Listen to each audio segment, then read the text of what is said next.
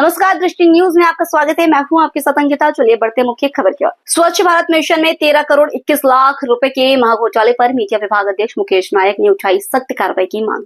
प्रदेश भर में 21,000 करोड़ से अधिक के घोटाले की आशंका। मध्य प्रदेश कांग्रेस कमेटी के पूर्व प्रदेश सचिव मनोज आर्या, मध्य प्रदेश कांग्रेस कमेटी मीडिया विभाग के अध्यक्ष मुकेश नायक की अध्यक्षता में पूर्व प्रदेश सचिव मनोज आर्या और प्रदेश प्रवक्ता डॉक्टर विक्रम चौधरी ने स्वच्छ भारत मिशन योजना के महाघोटाले को उजागर किया। देश की प्रतिष्ठित योजना स्वच्छ भारत मिशन, जिसे प्रधानमंत्री के ड्रीम प्रोजेक्ट के रूप में प्रचारित किया गया, अब भ्रष्टाचार के दलदल में बुरी तरह फंसती नजर आ रही है।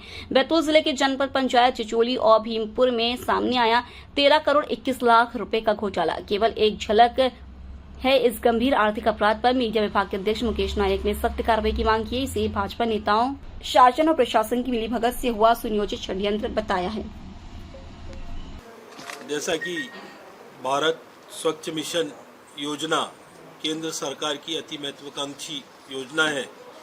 पूरे मध्य प्रदेश में प्रतिवर्ष इसका 7,194 करोड़ रुपए का बजट है और वह बजट प्रदेश में आता है और प्रदेश का जो नोडल अधिकारी होता है वो जिलों में जनपद सीओ के माध्यम से जो डिमांड आती है उसको अप्रूवल करके जिला पंचायत सीओ प्रदेश को भेजता है और फिर वह राशि वहाँ पर हस्तांतरित की जाती है।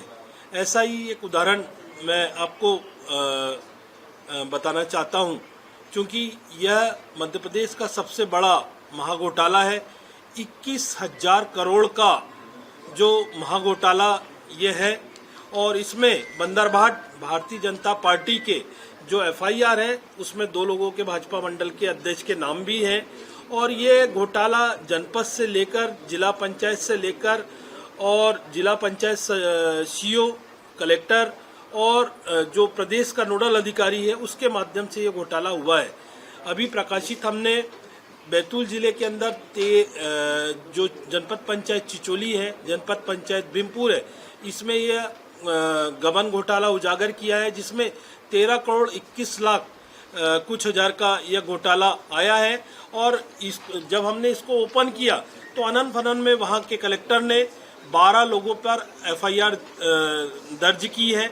उसको 2 महीने हो गए हैं, लेकिन वास्तविक में जिसके डीएससी से पैसा, जनपद सीओ की डीएससी से पैसा गया है, आज तक के ऐसे 7 आईएएस अधिकारी वहाँ पे पदस्थ थे, उनके डीएससी से पैसा गया है, लेकिन उन पे एफआईआर नहीं की गई है। छोटे मोटे कर्मचारियों पे एफआईआर हो गई है और वो पूरा गबन शासन के नज़र में है। हम लोगों ने वहाँ पर प्रेस कॉन्फ्रेंस करके ये सारी चीज़ें ओपन की, लेकिन वो 12 लोग को छोड़ के आज तक के कोई अधिकारी, जिसमें जिला पंचायत के 3 सीओ हैं, 3 कलेक्टर हैं और 7 जनपद के सीओ हैं, उन पर कोई कार्रवाई नहीं कर रहे। हमने आंदोलन भी किया, ज्ञापन भी दिया, लेकिन जो प्रक्रिया के हिसाब से जिनका डीएससी से पैसा गया है उनको खुला छोड़ रहे हैं और 2 महीने के बाद आज तक के उन लोगों ने कोई गिरफ्तारी नहीं की है और ना ही उन पर कोई कार्रवाई हुई है।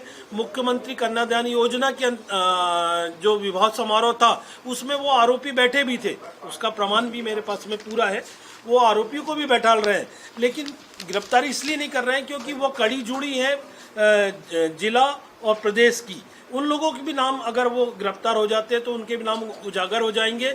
जो 13 करोड़ 21 लाख का गबन हुआ है, इसमें डायरेक्ट जनपद सीओ ने व्यक्तिगत खातों में डाल दिया है और इतना बड़ा गबन मुख्यमंत्री प्रदेश के प्रधानमंत्री जी कहते हैं कि मैं खाऊंगा ना खाने दूंगा।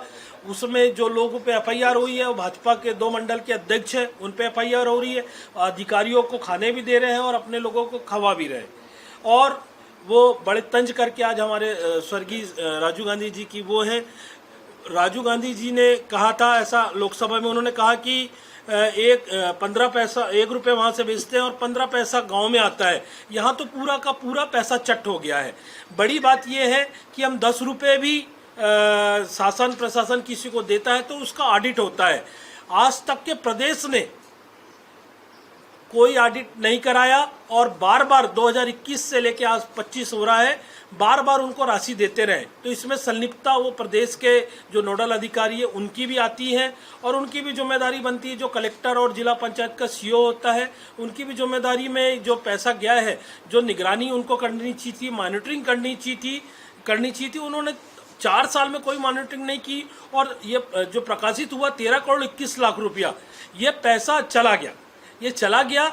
तो जो गबन जिनने किया है उन पर कार्रवाई करना चाहिए। और ये शासन ने, सरकार ने जो मॉनिटरिंग कर रहे जिम्मेदार अधिकारी है उन पे भी एफआईआर करना चाहिए, लेकिन उन पे भी एफआईआर नहीं हो रही। हम धरना कर रहे हैं, प्रदर्शन कर रहे हैं, लेकिन आज तक के उन पे कोई एफआईआर नहीं हुई है। विगत दिनों 21 तारीख को यह जानकारी देने के लिए हम प्रदेश के माननीय यशस्वी अध्यक्ष जीतू पटवारी जी के पास आए। उन्होंने भी पत्र लिखा मुख्यमंत्री जी को, लोकायुक्त को और ईओडब्ल्यू को। हमारे राज्यसभा के सांसद पूर्व मुख्यमंत्री माननीय दिग्विजय सिंह जी ने भी एक पत्र लिखा कि इसकी जांच होकर जो वहां पे पदस्थ अधिकारी है उनको तत्काल वहां से हटा दिया जाए। हटाने के बाद में इसकी निष्पक्ष जांच की जाए और जो जिम्मेदार व्यक्ति है उस पर एफआईआर की जाए। उसको भी 1 महीना हो गया, लेकिन आज तक के उन पर एफआईआर नहीं हुई है। ये प्रदेश का सबसे बड़ा घोटाला है। इसलिए सरकार और जो बैठे हुए मंत्री लोग हैं वो लोग जानबूझ पे इसकी जांच नहीं करवाना चाहते हैं, क्योंकि अगर जांच कराएंगे तो ये प्रदेश का सबसे बड़ा घोटाला उजागर हो जाएगा, जिससे उनकी कलाई खुल जाएगी और उनके लोगों के नाम आ जाएंगे। मैं मांग करता हूं कि जो बैतूल में पदस्थ जिला पंचायत के सीओ है, कलेक्टर है और जो जनपद के सीओ है, उनको तत्काल वहां से हस्तांतरित किया जाए और ईओडब्ल्यू से जांच कराई जाए।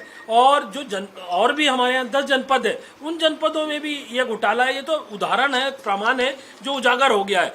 अगर पूरे प्रदेश में अगर इसकी जांच कराई जाएगी तो 21,000 करोड़ का घोटाला, जनता का जो पैसा है वो आप सबके सामने और हमारे सामने आएगा।